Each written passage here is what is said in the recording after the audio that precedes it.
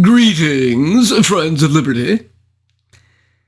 If we turn to the historians found in Britain, past or present, we find most famously, among the quality, Edward Gibbon, of course, with a 6-volumed Decline and Fall, starting in 1776, David Hume, with his History of England, in 1754, also 6 volumes, and Adam Ferguson, with his History of the Progress and Termination of the Roman Republic in 1783, this last merely 5 volumes, all sterling historians of noted profundity. However, we also have, unfortunately, some whose work is of a decidedly spotty or sketchy quality. Of note here was Edward Hyde, advisor to Charles I, the Earl of Clarendon, and his much-read History of the Rebellion, a history of the wars of the 3 kingdoms. Of the many scattered throughout Hyde's work, 5 noteworthy errors strike one. Number 1, his numerous assertions or implications that the lower classes supported Parliament in these wars when in fact many were neutral, more like numerous craftsmen, royalist. Number 2, his implication that the sack of Birmingham was justified when there are good reasons to suspect otherwise. Number 3, his implication that king's horse regiments were raised by local magnates, when in fact they were often drawn from throughout the realm. Number 4 is falsification of evidence regarding Prince Maurice, simply because the prince belonged to another faction at court than Clarendon, and so was disliked by our Earl. And finally, number 5 is biased treatment of royalist lords Goring and Grenville, in implying, for example, that Goring's military problems arose from his turning to drink, when instead they were caused by his soldiers deserting from lack of pay, over which circumstance he had little control. Now, if we turn to the manner of biased and partisan historians, and even worse, in your own 21st century, in many Western countries, from Australia to America to France, we find, quite surprisingly in many respects, a deterioration, a situation sometimes so dire, in fact, that our author today, noted Australian historian Keith Windschuttle, had not the slightest difficulty in filling his 390 pages with the most astonishing examples of historical inability, incompetence, and delinquency. Windschuttle, author of The Media, a new analysis of the press, television, radio, and advertising in Australia, and The Fabrication of Aboriginal History, volumes 1 and 3, he reveals the threadbare pretensions of modern semiotic, structuralist, Marxist, hermeneutic, and postmodernist historians in revealing how impotent their efforts to simply describe our past have been. Given the proliferation throughout many Western universities of uniformly shoddy works, let's select and examine some of the choicest morsels of historical ineptitude Windschuttle showcases. Morsel number 1, Tzvetan Torodov's structuralist theories of how the Spanish conquered the Mayans, Incas, and Aztecs, as exemplified in his book, The Conquest of America. Now, most historians understand that likely causes here of the Spanish conquest, for example, of the Aztecs, include A, the Spanish superiority of arms, with, for example, their steel armor being much more effective than the quilted armor of the Aztecs. B, the presence of disease like smallpox. C, the tyrannical nature of Aztec rule, which led to other neighboring Indian nations eager to rise against them. And D, Montezuma's failed responses to the Spanish threat as it developed. But instead, what does the postmodernist, structuralist Todorov claim? He claims that Aztecs lost because they lost control of communication. The language of the gods has become unintelligible, or else these gods fell silent. So no mention of the real causes. At the same time, he claims that the Aztecs deserve our sympathy, having simply been looked down upon by Europeans because they were different. They were the other. But, as Windschuttle describes at length, it was primarily because of their innate savagery and lack of civilization, as exemplified, of course, in their barbaric practices of human sacrifice and cannibalism. So, at one meal, they ate the first bishop of Bahia, 2 canons, the procurator of the Royal Portuguese Treasury, 2 pregnant women, and several children. Civilized people don't regard a Catholic bishop as a delicacy. As Windschuttle says, Todorov wants to impose a moral judgment on the Spanish conquest, and yet he also wishes to play down the issue of human sacrifice so that his readers will still see the Aztecs as victims who have the greater virtue and deserve the greater sympathy. Let's now leave Todorov's defense of Baby Bouillabaisse and pause to examine Windschuttle's next example, which is more ambiguous.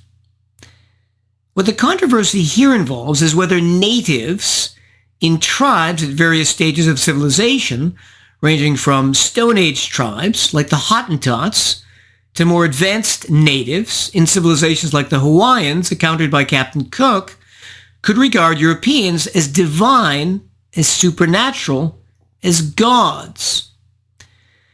Windschuttle takes the view that natives were much more rational or realistic than historically has been commonly accepted, as for example by the famous anthropologists like Marshall Sahlins, who thought that the Hawaiians greeted Captain Cook as the god Lono as he waded ashore, or others who argued that Aztec leader Montezuma regarded Cortez as divine.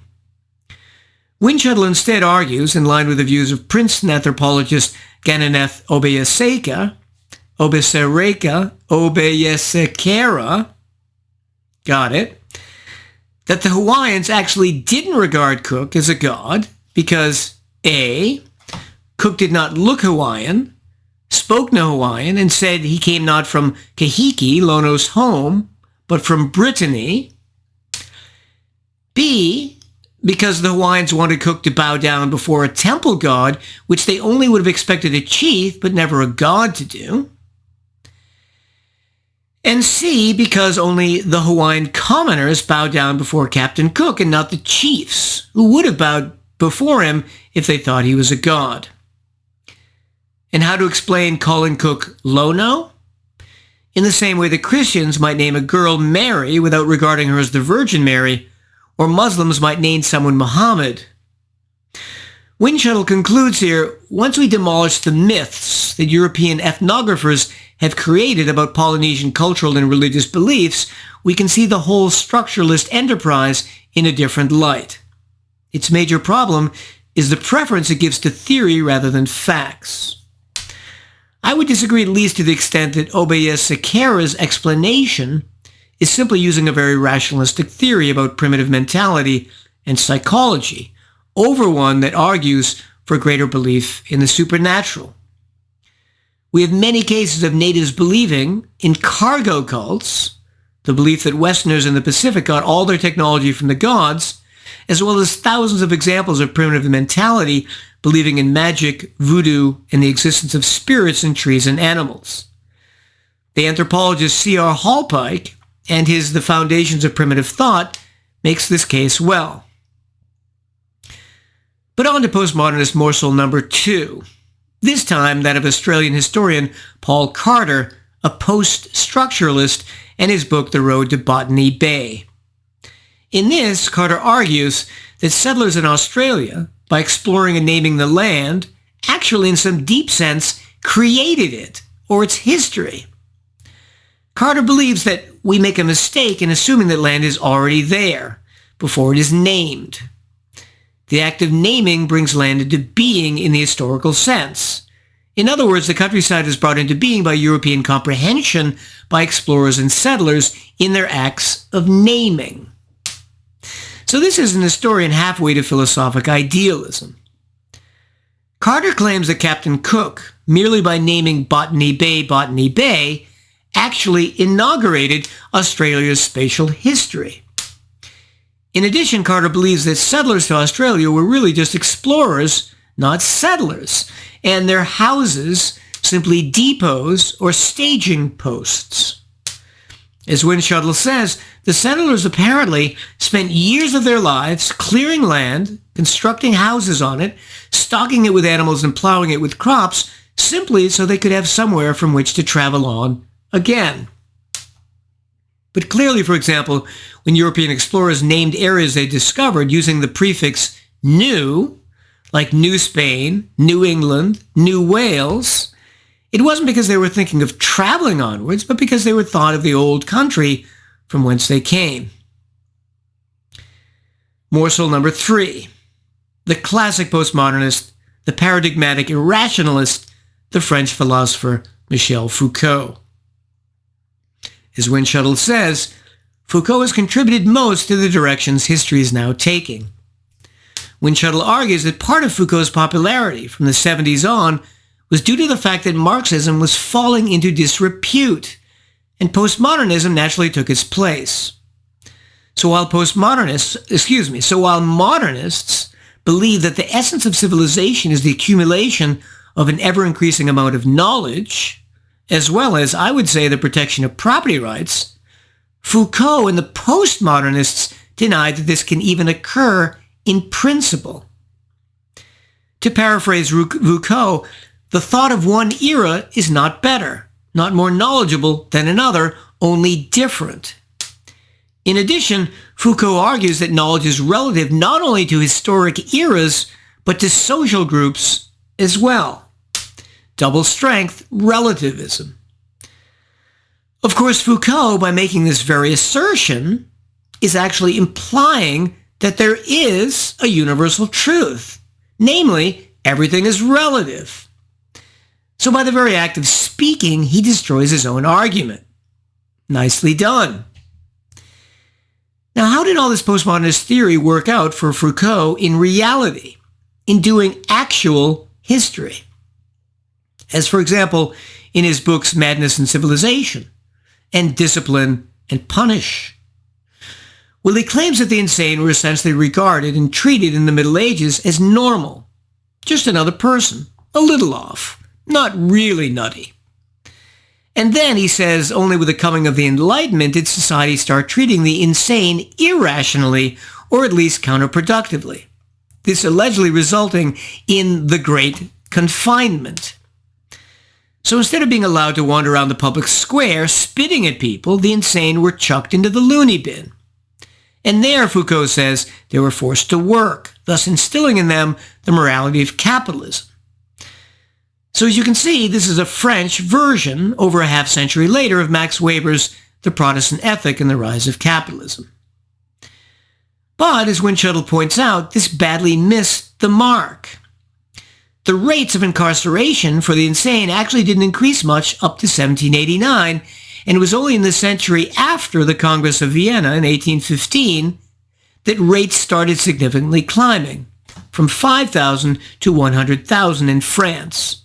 Perfectly understandable, since society simply didn't have the resources to confine either the insane or the criminal before the 19th century.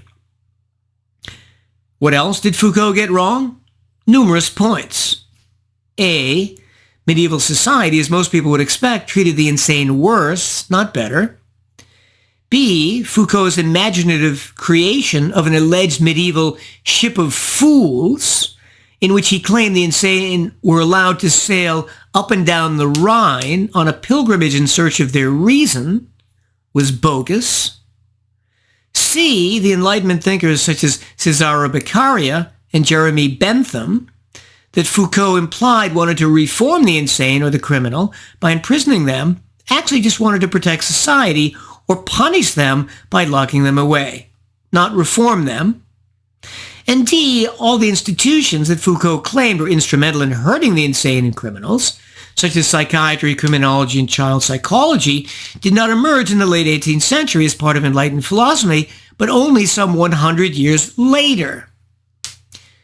So much for the man who, as Douglas Murray reported, had sex with children on gravestones. Now to morsel number 4, Francis Fukuyama's book, The End of History and the Last Man, published at the end of the Cold War in 1992. In it, Fukuyama in essence claimed that although human life will continue, history has come to an end. In other words, we just need to sweep a few odds and ends like North Korea and China into the dustbin of history, but the main cleanup work, the main task of civilization, the vanquishing of Nazi Germany and Soviet Russia, has already been accomplished. As George Bush later said, mission accomplished. Fukuyama's basic idea was not original, but simply the latest revision of the 19th century German philosopher George Hegel's philosophy of history. Hegel had famously argued that the events of history are just a manifestation of God's mind. And since God, being rational, but according to Hegel not omniscient, is constantly learning and growing, then the world, again, just being the visible manifestation of God's mind, is always getting better, as God gets more knowledge. Of course, Hegel didn't explain why, if God isn't omniscient and needs to learn, he couldn't become dumber, like human beings often do when they get older and thus make the world worse. In any case, Fukuyama took Hegel's philosophy of history, looked at the end of the Cold War, and ran with it. There was, however, an additional Hegelian element that Fukuyama also incorporated, and that was the idea that human beings need recognition. Because of this alleged need, Hegel argued some people became kings and rulers because they wanted recognition and prestige from others, and thus hierarchies developed in society. Then, when the French Revolution came, the idea that people could get recognition by ruling over others allegedly disappeared, and society evolved to where democracies allowed people self-determination, or the ability to rule themselves. But still, according to Fukuyama, that desire for recognition was still there, exemplified by the work ethic that imbued the Protestant entrepreneurs who created European capitalism and the elite who modernized Japan after the Meiji Restoration. And all again, because God's mind is learning and growing. Was Fukuyama right? Is this the way history rolls? The basic problem was that as civilization gains more knowledge, it also gains more power. And so if there are still bad guys around, like the leaders of North Korea and China and Russia, or crazies like Hitler, they can use that increased power in the form of nuclear weapons to damage civilization in ways that were never possible before. So increased knowledge is increased power. And with it comes both increased potential human happiness and increased potential human suffering. This means that even if the trend line of civilization is always going upwards, it still doesn't mean that there can't be huge setbacks. So when the Roman Empire declined and fell, humanity had an enormous setback. Similarly, today, even if there were a nuclear exchange between various countries and nuclear war damaged much of the planet, it's certainly possible that humanity would eventually recover. But how long would it take? Would it really matter for all those billions who might die? In addition, as Windschuttle points out, there are numerous additional problems with both Hegel's and Fukuyama's theory. A. It doesn't fit the greatest murderer in history, Genghis Khan, who wasn't looking for recognition, for highest social self-esteem, or prestige. Instead, in his own words, the greatest happiness is to scatter your enemy and drive him before you, to see his cities reduced to ashes, to see those who love him shrouded and in tears, and to gather to your bosom his wives and daughters. B. Even if history's trajectory has until now been upward, that doesn't mean that it is goal-directed or cosmically teleological. Evolution would be a similar example. Species evolve and change to adapt better to environmental conditions, but there's no purpose to that process. Mutations happen, natural selection occurs, and new species arise, but the process is not goal-directed. Finally, postmodernist morsel number 5. An examination both of Thomas Kuhn and his philosophy of science, famously articulated in the book The Structure of Scientific Revolutions, and Karl Popper in his well-known idea that if a statement isn't falsifiable, it's not scientific. Kuhn believed that A, the accumulation of knowledge in science in reality is not slow, gradual, and incremental, but instead normally discontinuous and revolutionary. B, that later theories use radically different concepts and terms, and so again don't really build on the previous body of knowledge. And C, that scientific ideas change, not in response to new knowledge, but often are determined by the customs and power relations prevailing within a particular scientific community.